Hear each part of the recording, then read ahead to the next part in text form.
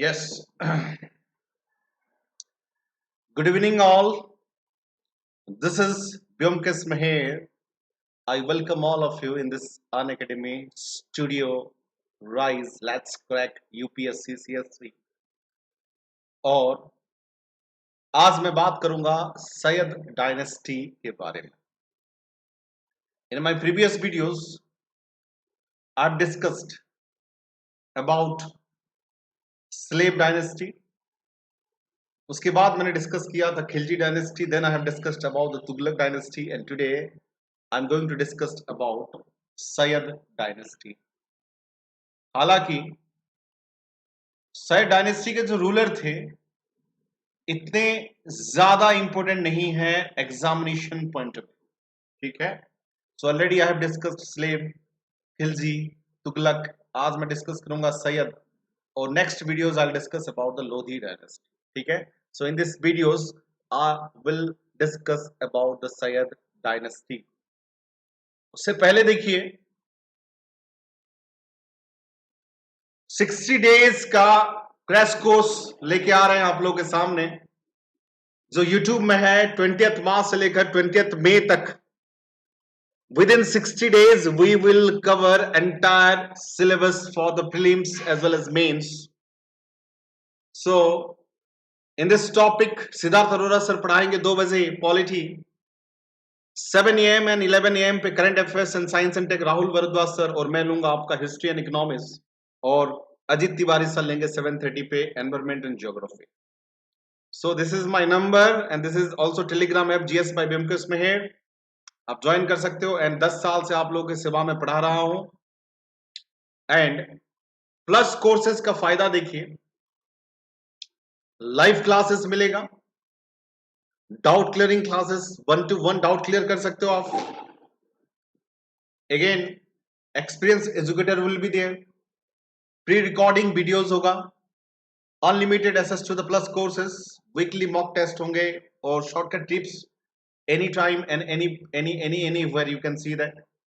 और these are the top educator who are the part of the Unacademy. आप देख सकते हो कि जो प्लस सब्सक्रिप्शन का जो फीस है 1 साल के लिए 36,000 एंड 2 साल के लिए 46,000. दैट टू बी आपको अभी के लिए ऑफर है 43,000 में फॉर द 2 years. 43,000 में 2 साल का सब्सक्रिप्शन है. आपको करना क्या है, BM लाइव का कोड इस्तेमाल करना है. अनअकैडमी ऐप इंस्टॉल करिए, उसमें गेट सब्सक्रिप्शन. देन अगर 2 साल लेना है 2 साल में क्लिक करिए, देन कंटिन्यू. उसके बाद है यहां पर कोड डालनी है बेटा आपको BM लाइव, और जिसमें 40,000 वाला चीजें 10% डिस्काउंट मिल जाएगा, आपका बन जाएगा 36,000 में. तो as I have discuss today कि जो 5 वंश है दिल्ली सुल्तान्स का, ऑलरेडी मैंने डाल चुका हूं वीडियो स्लेव डायनेस्टी का, खिलजी डायनेस्टी का, तुगलक डायनेस्टी का, एंड आज मैं बात करूंगा सैयद डायनेस्टी, और अगला वीडियोस में डालूंगा लोधी डायनेस्टी. हालांकि मैं बता दूं स्लेव डायनेस्टी ज्यादा जरूरी है, उसके बाद जो है तुगलक, उसके बाद खिलजी, उसके बाद लोधी, और सबसे कम जरूरी है स्लेव डायनेस्टी, सैयद डायनेस्टी. ठीक है. तो आज हम बात करेंगे जो ज्यादा इंपॉर्टेंट नहीं है. हालांकि मैं नहीं कहूंगा कि ये ज्यादा most important for your examination point of view, क्योंकि यहाँ पे जो रूलर थे, जितने भी रूलर हैं वो इतने ज्यादा इंपॉर्टेंट. जिस प्रकार से अलाउद्दीन खिलजी की बात करते हैं, जिस प्रकार से कुतुबुद्दीन ऐबक, इल्तुतमिश, रजिया सुल्ताना, यासुद्दीन बलबन, इब्राहिम लोधी, बहालोल लोधी, तो ये जो नाम मोहम्मद लोधी, फिरोज शाह तुगलक, ये सब नाम आपने सुना हुआ है स्लेव, खिलजी, तुगलक एंड लोधी के बारे में. बट सैयद के बारे में आपने किसी का नाम नहीं सुना होगा, क्योंकि इतना ज्यादा फेमस नहीं है. हिस्टोरिकली कोई ऐसा हिस्टोरिकल चीजें नहीं बनाए थे जो कि फेमस हो, या हिस्टोरिकल लेवल पे ऐसा कोई ज्यादा लेवल पे बैटल नहीं हुआ था जो कि रिलेवेंट हो. बट एनीवे आज हम बात करेंगे, देखो सबसे पहले हम लोग बात करेंगे खिजिर खान के बारे में, और ये ज्यादा है भी नहीं, कम है. खिजिर खान सबसे पहले जो है 1414 से लेकर 1421 तक खिजिर खान रूल किए थे, and he was the founder of Syed dynasty. Syed dynasty के फाउंडर हैं. एंड उससे पहले मैं बता दूं, उससे पहले तैमूर लैंड ने तैमूर लैंड जो है भारत आए थे. उससे पहले जो तुगलक वंश था तुगलक वंश के जो मैंने लास्ट क्लास में ही आप लोगों को बताया था, जब मैंने आपको डिस्कस की थी आप लोगों को, कि सबसे पहले उससे फिरोज शाह तुगलक जो है लास्ट रूलर थे। फिरोज शाह के बाद जो है Timur invention in the year 1398 में आए थे तैमूर। और जो Firoz Shah Tughlaq, Mahmud Shah Tughlaq was the last ruler of the Tughlaq dynasty, उनको मार के तैमूरलैन जो है खिजिर खान, जो कि उस टाइम पे पंजाब के एक तरफ से रूलर थे, खिजिर खान को जो है नॉमिनी करके, मतलब खिजिर खान को जो है दिल्ली का सिंहासन, पंजाब का सिंहासन छोड़ के चले गए थे। उसके बाद पंजाब से लेकर खिजिर खान कैप्चर किया था Delhi and proclaimed himself as a new sultan, and he was the first ruler of the Sayyid dynasty। तो खिजिर खान तैमूरलैन जाने के बाद खिजिर खान जो है दिल्ली के ऊपर शासक करके वो एक नया वंश की शुरुआत कर दी थी, जिसके बाद 1440 में end of the Tughlaq dynasty and beginning of the new dynasty, that is the Sayyid dynasty. तो 1414 में सैयद डायनेस्टी की शुरुआत हो गई थी, आप देख सकते हो। तो सबसे पहले मैं बात करूंगा यहाँ पर खिजिर खान के बारे में। He was the founder of Sayyid dynasty। तो यहां पर आप देख सकते हो खिजिर खान जो गवर्नर ऑफ मुल्तान थे,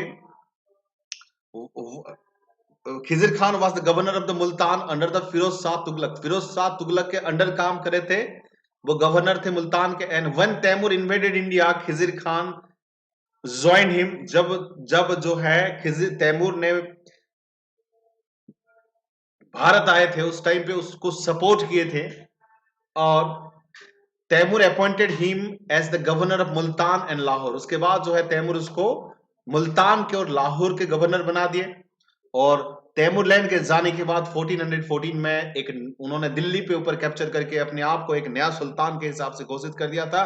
उससे पहले सैयद वंश की शुरुआत हो गई। उसके बाद जो आए थे बेटा मुबारक शाह, सेकंड रूलर जो आए थे वो है मुबारक शाह आए थे 1421 से लेकर 1434 तक। He claim to be the descendant of the prophet, descendant of the prophet के हिसाब से फेमस थे। And the 7 year of his reign was spent in suppressing the revolt in various part of India. तो बहुत सारे लोगों ने उनके खिलाफ रिवोल्ट किए थे। तो उनका जो 7 साल गया था उसको रोकने में, कि किस तरह से उसको डिफेंड करने में गया था। और Mubarak Shah was the son of Khizr Khan, he came to the throne in the year 1421। तो वो किसके बेटा है? खिजिर खान के बेटा है मुबारक शाह। वो ग्रेट विजनरी लीडर थे, बट नोबेल जो है उनको सपोर्ट नहीं कर रहे थे। बट स्टिल नोबेल और जो है राजा के बीच में कन्फ्लिक्ट चल रहा था।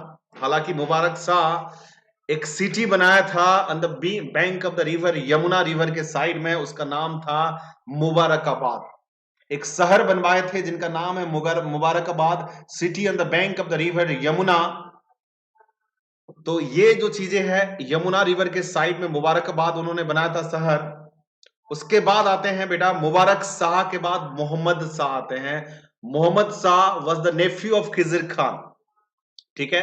और मोहम्मद शाह जो है काफी कमजोर रूलर थे, he was a very weak ruler, और वो 40 माइल्स तक ही रूल कर पाए थे। 40 माइल्स मतलब बेटा बहुत कम एरिया में उन्होंने रूल किया था, बहुत कम एरिया में उन्होंने रूल किया था।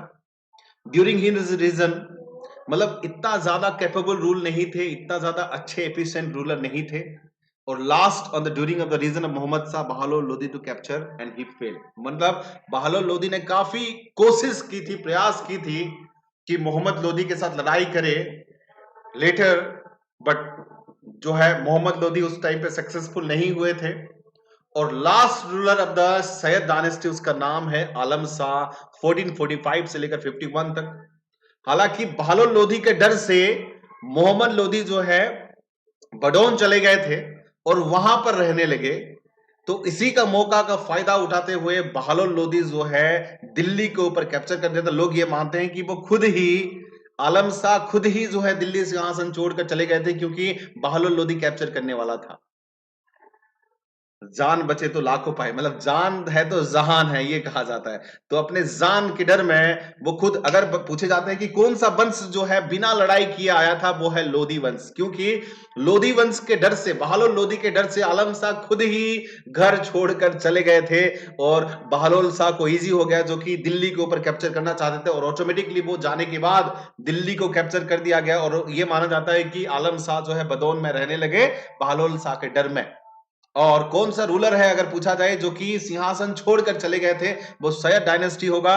और पूछा जाता है कि कौन सा डायनेस्टी जो बिना लड़ाई किए जो है शासक बन गया था, वो है लोधी वंश। क्लियर है? तो आलम शाह एक थोड़ा सा प्लेजर लविंग इंसान थे, अयासी किस्म के इंसान थे, मतलब उनका शासन में कम मन लगता था, बाकी चीजों में काफी मन लगता था। And he was also the weak ruler, and he used to reside at Badon. According to some historian, he transferred his capital from Delhi to Badon on the account of the fear of Bahawal Lodi, the governor of Lahore in Sirhind. तो बहावल लोधी जो है governor of Lahore थे, उनके डर में वो दिल्ली को छोड़ के बडौन चले गए थे।